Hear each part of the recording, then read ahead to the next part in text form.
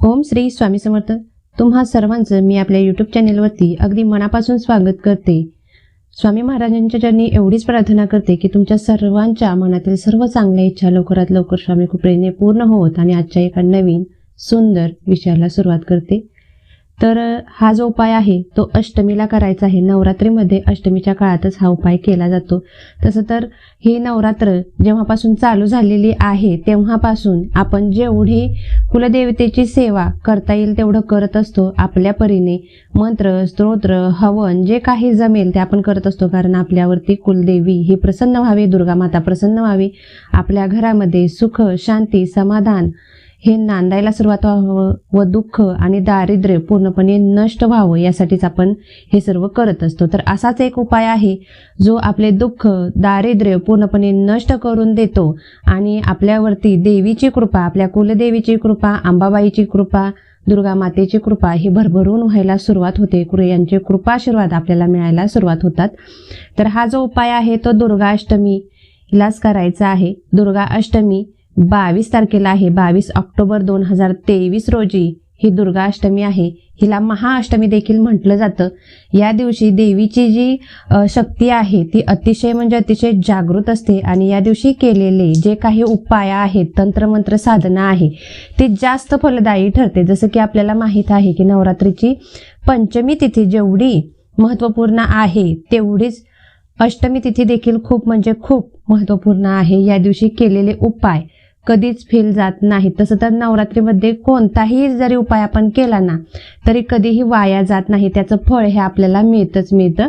मात्र हे काही उपाय आहेत की ज्यामुळे आपल्या घरातील आर्थिक संकट असो, नोकरी संबंधी जर काही अडचणी असतील, घरात वादविवाद असतील, मुलांचं चांगलं होत नसेल किंवा तुमच्या पाठीमागे कोर्ट कचेऱ्या असं बरंच काही आपण म्हणतो ना संकटापाठीमागं संकट आहे, आयुष्यात खूप संकटाने तुम्ही घेरला गेला असाल तर अशा वेळी तुम्हाला हे उपाय जे आहेत ते अतिशय फलदायी ठरतात. तर पहिलं तर बघा, आर्थिक संकट तुमच्यावरती जर असेल आणि खूप सतावत असेल आर्थिक संकट, म्हणजे व्यवस्थित पैसा पुरवठी येतच नसेल किंवा पुरेसा पैसा घरात येत नसेल तर अशा वेळी हा उपाय करायचा आहे.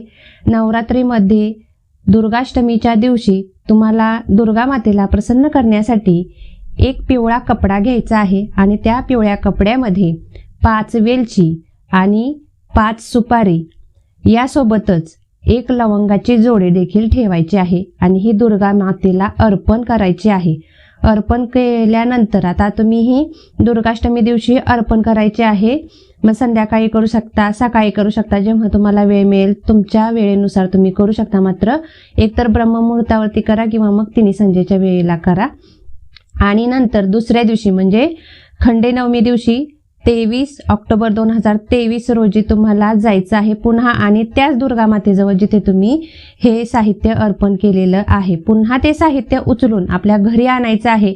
आणि ते साहित्य उचलत असताना हे दुर्गा देवी, माझ्या घरामध्ये सुख समृद्धी वाढीस लागू दे, तुझी कृपा माझ्या कुटुंबावरती सदैव राहू दे आणि माझे आर्थिकदृष्ट्या जे काही प्रश्न आहेत ते सगळेच्या सगळे प्रश्न सुटू देत, आर्थिकदृष्ट्या हे संपन्न माझं घर बनवू दे, एवढेच शब्द बोलायचे आहेत. आणि तिथून हे जी वस्तू आहे ते घेऊन पाठीमागे यायचं आहे आणि हे असंच गाठोडं तुम्हाला तुमच्या कपाटामध्ये ठेवायचं आहे. याची गाठ मारा आणि तुम्हाला हे कपाटामध्ये ठेवून द्या. तुम्ही पाहू शकाल की 21 दिवसातच चमत्कारिकरित्या ही आर्थिक जी स्थिती आहे आपली ती प्रबळ व्हायला सुरुवात ही होत असते. तसेच नोकरीसाठी तुम्ही खूप दिवस झालं झगडताय, धडपड करताय, मात्र नोकरी मिळत नाही किंवा तुम्ही खूप मेहनत करताय मात्र त्या मेहनतीचं तुमच्या अपेक्षे एवढं फळ चांगलं भेटत नाही. अशा वेळी काय करायचं आहे की 7 लवंगा घ्यायच्या. 7 लवंगा घेतल्यानंतर त्या ज्या लवंगा आहेत त्या आपल्यावरूनच 7 वेळा उतरवायच्या आहेत. ही म्हणजे हा उपाय देखील तुम्हाला महाअष्टमी दिवशीच करायचा आहे. दुर्गा महाअष्टमी आहे त्या दिवशीच हा उपाय करायचा आहे. आणि नंतर 7 वेळा आपल्यावरून उतरवून झाल्यानंतर तुम्हाला या ज्या लवंगा आहेत त्या दुर्गा देवीच्या चरणी ठेवून यायच्या आहेत. आणि चरणी ठेवत असताना एवढंच म्हणायचं आहे, माझ्या कामात, माझ्या नोकरीमध्ये जे काही अडथळे येत आहेत ते अडथळे दूर कर आणि मला यश मिळायला सुरुवात होऊ देत. मी जे काही करेन त्यामध्ये मला यश मिळू देत, एवढंच म्हणायचं आहे आणि तिथून दुर्गा मातेपासून घरी निघून यायचं आहे. आता हे करत असताना तुम्ही अजिबात कुणाशीही बोलायचं नाही आणि कशासाठी करताय हे देखील सांगायचं नाही. याचं बंधन पाळणं अतिशय गरजेचं आहे. नंतर तुमच्या कुंडलीमध्ये राहू आणि केतूचा जर अशुभ प्रभाव असेल तर अशा वेळी नवरात्रीच्या दुर्गाष्टमीला तुम्हाला 2 लवंगा शिवलिंगावरती अर्पण करायच्या आहेत. लक्षात ठेवा, 2 लवंगा तुम्हाला शिवलिंगावरती अर्पण करायच्या आहेत. आणि नंतर हा उपाय म्हणजे नवरात्रीच्या दुर्गाष्टमी दिवसापासून चालू करायचा आहे. तो सलग 41 दिवस तुम्हाला हा उपाय करायचा आहे. कसलाही प्रकार राहू केतूचा जो अशुभ प्रभाव आहे तो पूर्णपणे नष्ट होतो आणि 9च्या 9 ग्रह तुमच्यासाठी चांगले बनतात. आता पुढचा खूप जबरदस्त आणि पॉवरफुल उपाय आहे की जो फक्त आणि फक्त 7 लवंगांचा आहे. या 7 लवंगा तुमचं पूर्णपणे दारिद्र्य नष्ट करू शकतात, तुमच्या आयुष्यामध्ये सुख समाधान समृद्धी आणू शकतात. तर काय करायचं आहे, तुम्हाला दुर्गाष्टमीच्या दिवशी म्हणजे 22 ऑक्टोबर 2023 रोजी तुम्हाला 7 लवंगा हातामध्ये घ्यायच्या आहेत. आता तुमच्या घरामध्ये जर जास्त माणसं असली, व्यक्तीनुसार लवंग घ्यायची आहे. तुमच्या घरामध्ये जर 4 व्यक्ती असल्या तर तुम्हाला 7 लवंगा घेणं गरजेचं आहे. म्हणजे जेवढे आपल्या घरामध्ये व्यक्ती असतील की नाही त्याच्यापेक्षा 3 लवंगा एक्स्ट्रा घ्यायच्या आहेत. अशा पद्धतीने तुम्हाला लवंगा घ्यायच्या आहेत. लवंगा घेतल्यानंतर तुम्हाला एकतर दुर्गा मातेच्या समोर जायचं आहे किंवा मग तुम्हीच तुमची जिथं घटस्थापना केली असेल तुमच्याच देवघरामध्ये तुम्हाला बसायचं आहे. घटस्थापना नसेल केली, अखंड दिवा लावला असेल तरी देखील चालेल, नसेल लावला काहींनी अखंड दिवा, नसेल केली घटस्थापना तरी देखील चालेल. मात्र हा जो उपाय आहे तो एकतर तुम्ही दुर्गा मातेजवळ जाऊन करायचा आहे, तिच्या गाभाऱ्यामध्ये जाऊन करायचा आहे किंवा मग तुम्हाला तुमच्याच देवघरामध्ये बसून देवासमोर बसून तुम्हाला हा उपाय करायचा आहे. एक पाट घ्या, त्यावरती लाल वस्त्र अंथरा, त्यावरती दुर्गा सप्तशती हा ग्रंथ ठेवायचा आहे आणि त्या ग्रंथाच्या शेजारीच या ज्या लवंगा आहेत, जसं की मी तुम्हाला म्हटलं 4 व्यक्ती जर असतील तुमच्या घरामध्ये तर तुम्हाला 7 लवंगा घ्यायच्या आहेत आणि तुमच्या घरात जर जास्त व्यक्ती असतील तर त्याच्यापेक्षा जरा जास्त लवंगा तुम्ही घेऊ शकता. मग जशा व्यक्ती असतील त्या पद्धतीने तुम्ही घेऊ शकता. 7, 9, 21, 11, 51 अशा पद्धतीत तुम्हाला विषम संख्येमध्ये या लवंगा घ्यायच्या आहेत.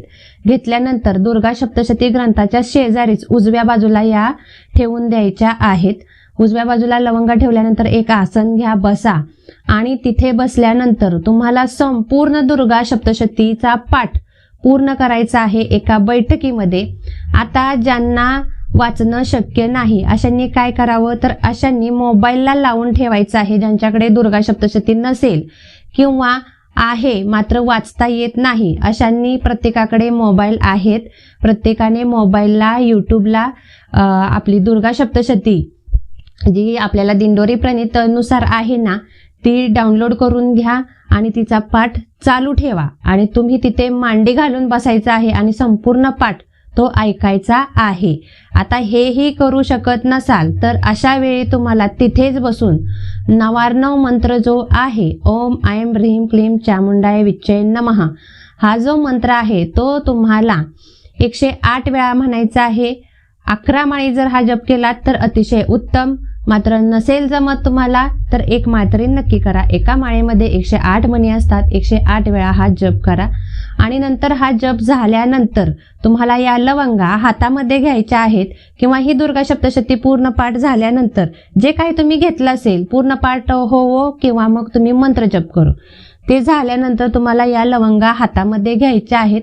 आपली जी इच्छा आहे ती व्यक्त करायची आहे. माझ्या बाबा मुलांचा अभ्यासामध्ये लक्ष लागू दे, माझ्या मुलांचं करिअर चांगलं होऊ देत, माझ्या घराच्या प्रत्येक व्यक्तीची कामं जी अडकलेली आहेत ती मार्गी लागू देत, अशा भावना तुम्हाला व्यक्त करायच्या आहेत. आणि जरी नाहीत केल्यात तरी देखील तुम्ही जर दुर्गा सप्तशतीचा पाठ फक्त केला ना तरी देखील मी तुम्हाला सांगते तुमची कोर्ट कचेरीची जी काही कामे असतात ती मार्गी लागतात. तुमच्या नादी कोणताही शत्रू लागत नाही. शत्रूच्या भयापासून तुम्ही पूर्णपणे मुक्त होता.